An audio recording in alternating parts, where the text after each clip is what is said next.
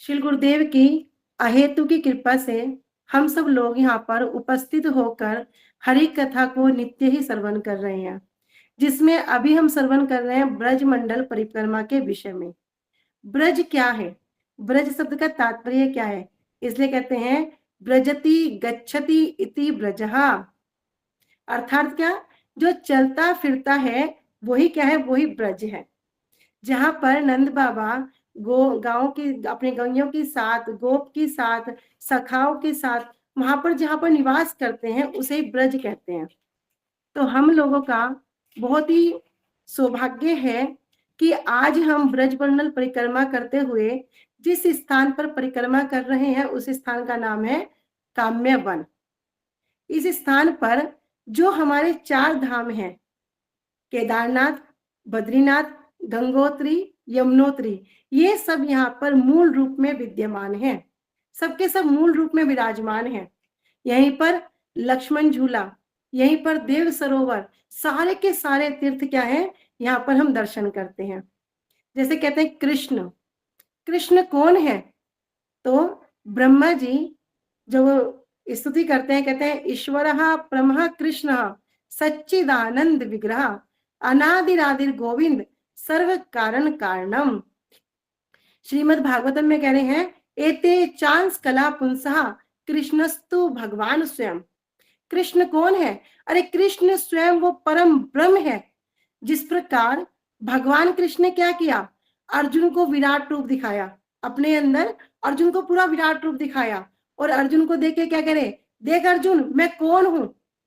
वहां पर भगवत गीता में कहते हैं ना, मतः परतरम ना अन्यत किंचित अस्ति धनंजया।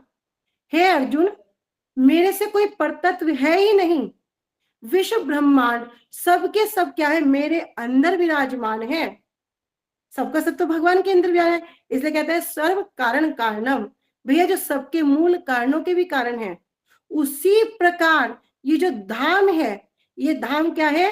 कृष्ण का अभिन्न स्वरूप ये धाम है। ये धाम भी ठीक वैसे ही है। इसलिए सब कुछ इस धाम के अंदर विद्यमान है। इसलिए जो व्यक्ति ब्रज मंडल परिक्रमा कर लेता है, गुरुदेव कहते हैं उसका पृथ्वी के सब तीर्थ जाना हो जाता है। उसने सब कुछ कर लिया। क्यों? एक समय जब कृष्ण भी जन्म नहीं हुए थे, तब नंद बाबा ने क्या किया? नंद बाबा ने मनोती रखी। जैसे हम कामना करते ना, ये कार्य हो जाए तो इस प्रकार करूंगा, ऐसे नंद बाबा ने मनोती रखी। क्या? अगर मेरे घर में लाला हो जाएगा तो हम क्या करेंगे? श्री बद्रीनाथ में जाकर उसका मुंडन कराएंगे।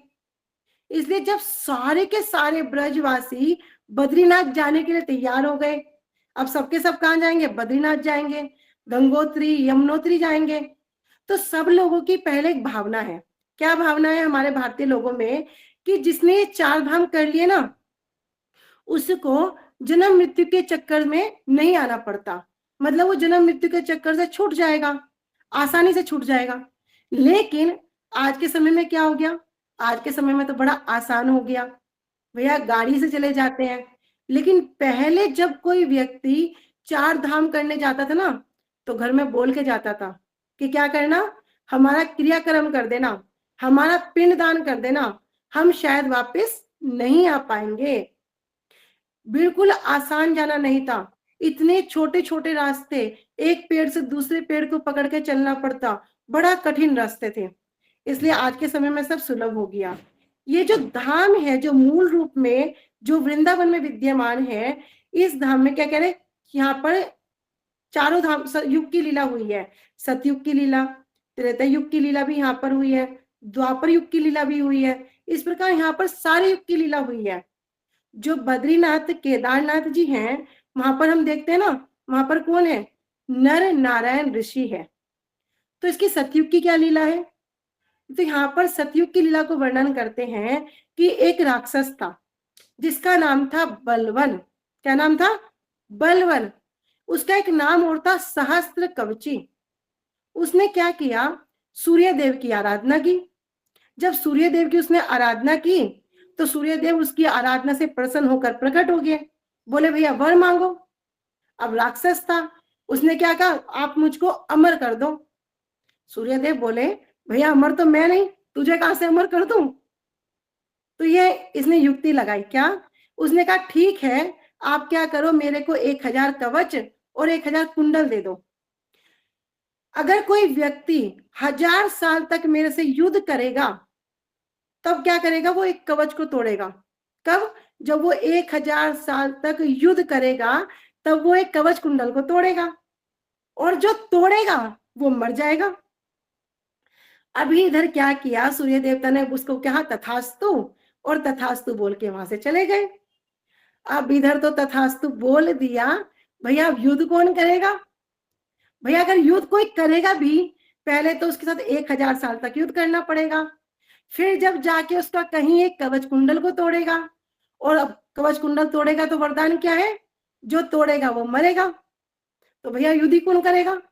ऐसा करा तो उसे पूरा का पूरा क्या हो गया, उसे लगा मैं तो पूरा का पूरा अजर अमर हो गया, पूरा का पूरा अजर अमर हो गया।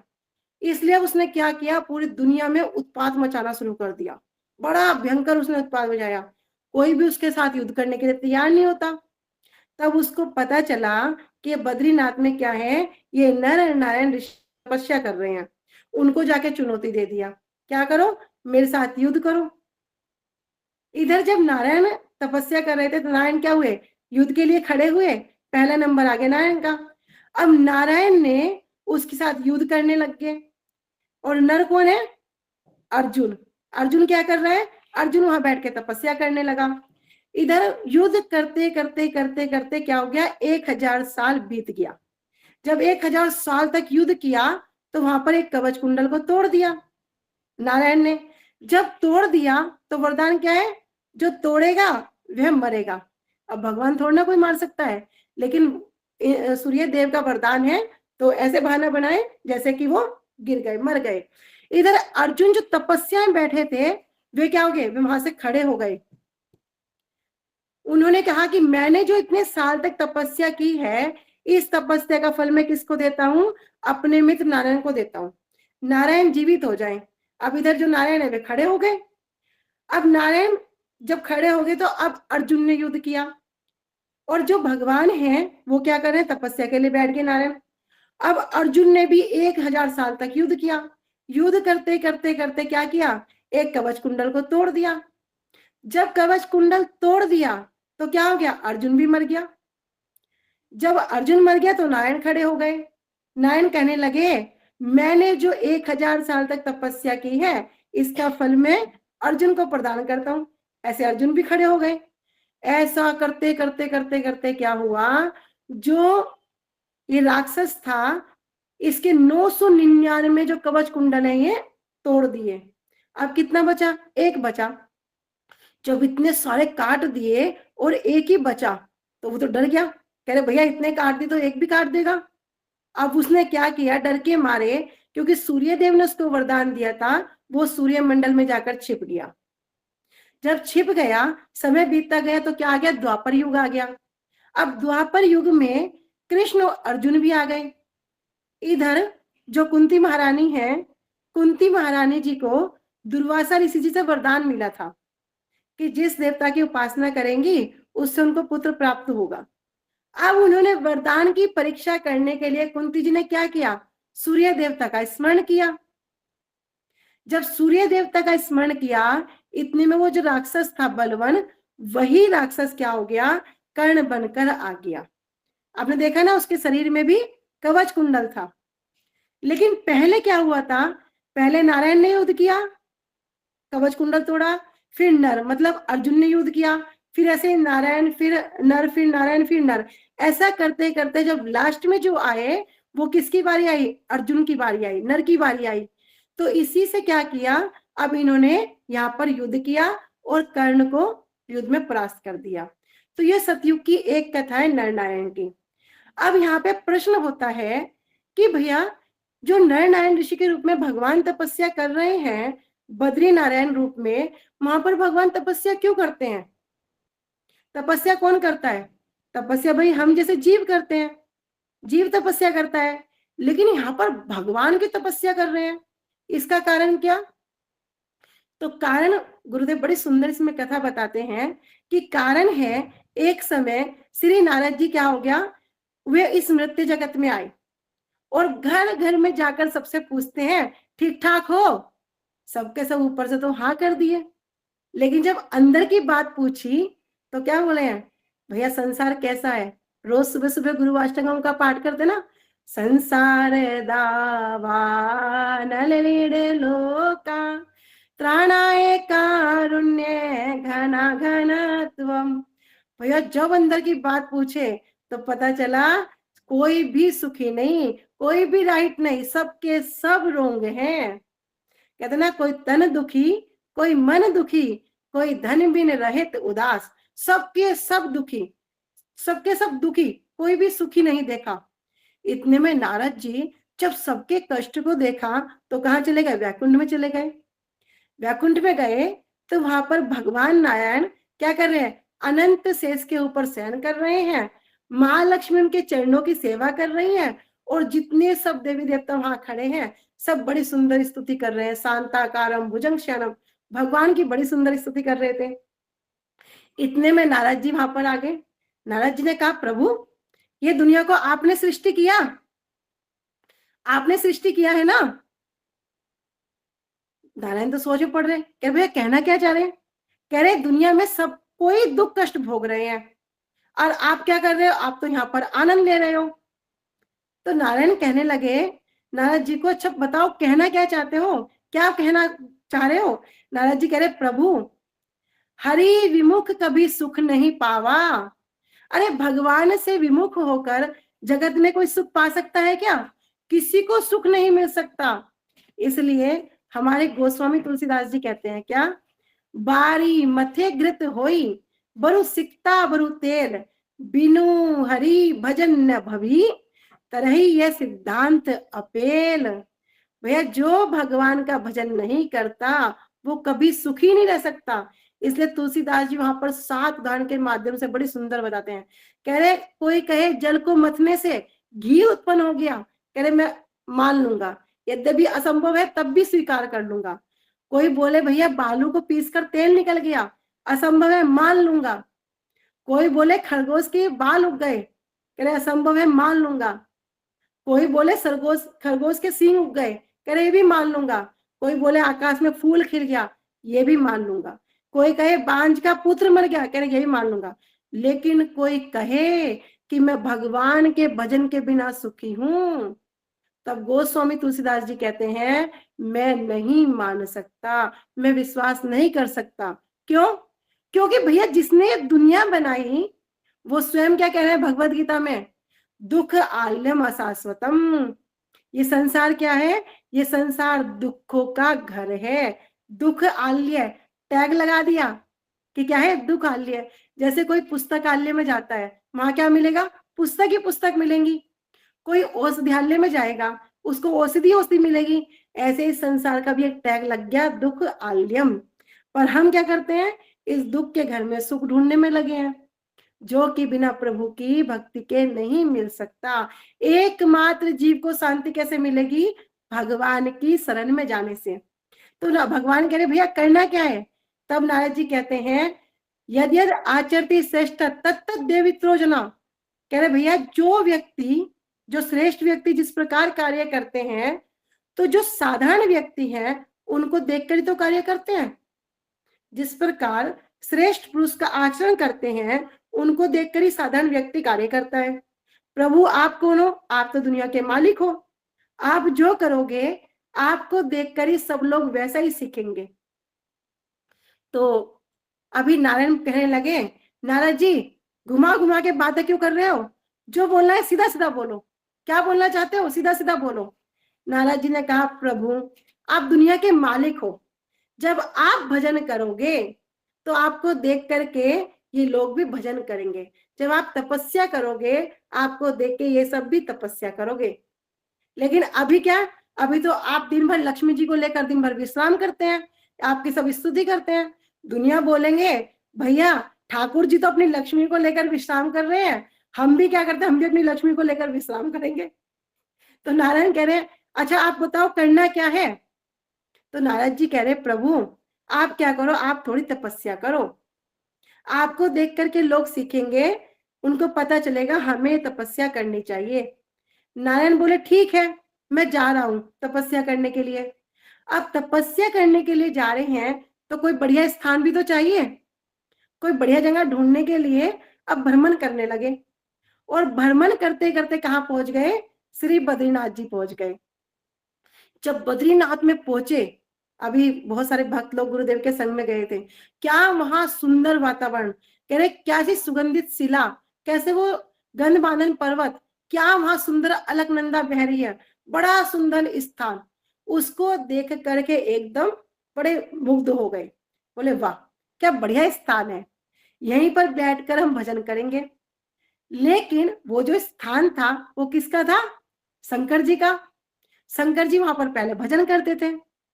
अब नारायण ने देखा कि भैया कुछ ना कुछ तो उपाय करना पड़ेगा। तो वहीं पर एक स्थान है जिसका नाम है तप्त कुंड। तो तप्त कुंड में रोज क्या करते? शंकर जी और पार्वती जी स्नान करने के लिए आते। अब जब स्नान करने के लिए आ रहे थे गुरुदेव, तब क्या हुआ? नारायण ने एक छोटे बच्चे का रूप बनाया और बर्फ के ऊपर गिर के रोने लग गए। अब शंकर जी तो आगे निकल गए। शंकर जी सोचे कि जरूर दाल में कुछ काला है। अरे पीछे पीछे कौन आ रही है? माता पार्वती आ रही है। अब माता का हृदय कैसा? माता का हृदय तो कोमल होता है ना। बच्चे को देखा और बच्चे को गोदी में उठा लिया और शिव जी से कहने लगी, आपको ये बच्चा नहीं दिखा? शिव जी पार्वती से कह रहे, देखो पार्वती, जरूर दाल में कुछ काला है। पार्वती बोली, भैया पुरुषों को तो सब कुछ काला काला दिखता है, इतना छोटा बच्चा रो रहा है, मैं घर में सुला करके आती हूँ। पार्वती जी ने क्या किया? उनको घर में सुला दिया। इधर नारायण ने क्या किया? अंदर से कुंडी बंद कर ली। जब शिव जी पार्वती आए स्नान करके, दरवाजा खटखटाया तो दरवाजा खोले ही ना। उन्होंने देखा कि कौन है, तो शिव जी ध्यान लगाया। क्या देखा? अच्छा ये तो साक्षात प्रभु नारायण है। कह रहे अच्छा प्रभु, यदि आपकी इच्छा यहाँ रहने की है तो आप क्या करो, आप यहाँ पर रहो, मैं जा रहा हूँ, मैं केदारनाथ जा रहा हूँ। तब शंकर जी वहां से केदारनाथ चले गए। इसलिए यहाँ पर जो नर नारायण ऋषि के जो दर्शन आप देखते हो, जिन्होंने दर्शन किए हैं या जो अभी आगे परिक्रमा आएगी उसमें जाएंगे तो दर्शन करेंगे, तो वहां पर आज भी वे तपस्या कर रहे हैं। इसका वरदान दिया है। क्या वरदान दिया है? कि अगर कोई कष्ट करके केवल यहाँ पर आ जाएगा और भगवान कह रहे मैं भजन कर रहा हूं, एकमात्र मेरा दर्शन भी कर लेगा, तो जो साधन भजन भगवान वहां कर रहे हैं उसका जो छठवां जो भाग है उसका फल उसको प्राप्त हो जाएगा, अपने आप प्राप्त हो जाएगा, जो केवल वहां पर दर्शन ही करेगा। मतलब क्या? बस वहां पर जाओ और भगवान के दर्शन करो और उनको फल प्राप्त हो जाएगा। क्योंकि भैया कलयुग का जीव है, कलयुग के जीव तपस्या नहीं कर सकते। तो भगवान क्या विचार करते हैं? मेरा बच्चा है, इसका कल्याण करने के लिए अगर ये मेरा दर्शन भी कर लेगा तो जो करोड़ों रुपए से भी अधिक मूल्यवान संपत्ति है वो उसको ऐसे ही प्राप्त हो जाएगी। कह रहे उनका जो छठवां भाग है ऐसे ही प्राप्त हो जाएगा। वहीं पर जब हम दर्शन करते हैं वहीं पर साथ में उद्धव जी भी हैं।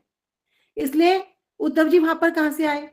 एक समय जब भगवान इस धराधाम को छोड़कर जा रहे थे तो उद्धव जी उनके पास आए। उद्धव जी उस समय वहीं पे थे। बोले प्रभु, आपके वियोग में मैं कैसे रहूंगा, आपके वियोग में मैं अपना जीवन किस प्रकार बिताऊंगा। तब उन्होंने उद्धव जी को वहां पर सारे ज्ञान की बात प्रदान की, जिसका नाम हुआ उद्धव संदेश। प्रदान करके जब बोले उद्धव जी तुम क्या करो, तुम बद्रीनाथ में चले जाओ, वहां पर मेरा चरणामृत है। जो चरणामृत है, जो मंदाकिनी नदी है, जो अलकनंदा है, वो जो बह रही है उसमें क्या करना, चरणामृत में स्नान करना और वहीं पर बैठकर भजन साधन करना। तो वहीं पर उद्धव जी भी आप देखोगे, जब दर्शन करोगे वहीं पर उद्धव जी बैठकर वहां पर भजन साधन कर रहे हैं। और क्या है? कह रहे विशेष रूप से व्यास देव जी, व्यास देव जी ने वहां पर क्या किया? श्रीमद् भागवतम की रचना की बद्रीनाथ में ही। उन्होंने जब साधन भजन किया तो बद्रीनाथ में ही जो कृष्ण द्वैपायन वेद व्यास जी हैं उन्होंने वहीं पे भागवतम की रचना की।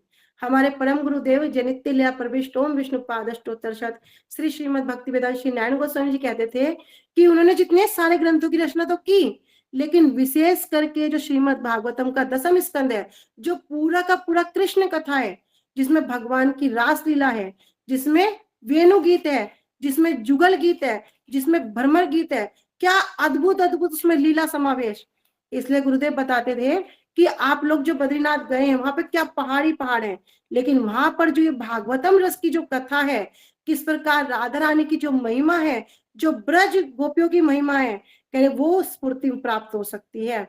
इसलिए यही स्थान जो है, जो हम वहां पर देखते हैं, वो क्या है, वो ये आदि बद्री, आदि केदारनाथ, आदि गंगोत्री, आदि यमुनोत्री, ये जो मूल स्थान है। लेकिन वहां पर जो है, जो हम चार धाम दूर दूर जाकर दर्शन करते हैं, वो इनका अंश है। लेकिन जो स्थान वृंदावन में है, ये क्या है, ये मूल है। भैया कृष्ण जिस प्रकार मूल है, उसी प्रकार जब आकर यहाँ पर कोई दर्शन करता है तो उसको क्या होता है, वो सफल प्राप्त हो जाता है। इसलिए कहते हैं ना कि हमें जब कोई सहज रूप में कोई वस्तु प्राप्त हो जाए, हमारा उसमें परिश्रम ना लगे ना, तो भैया कलयुग के जीव को समझ नहीं आता।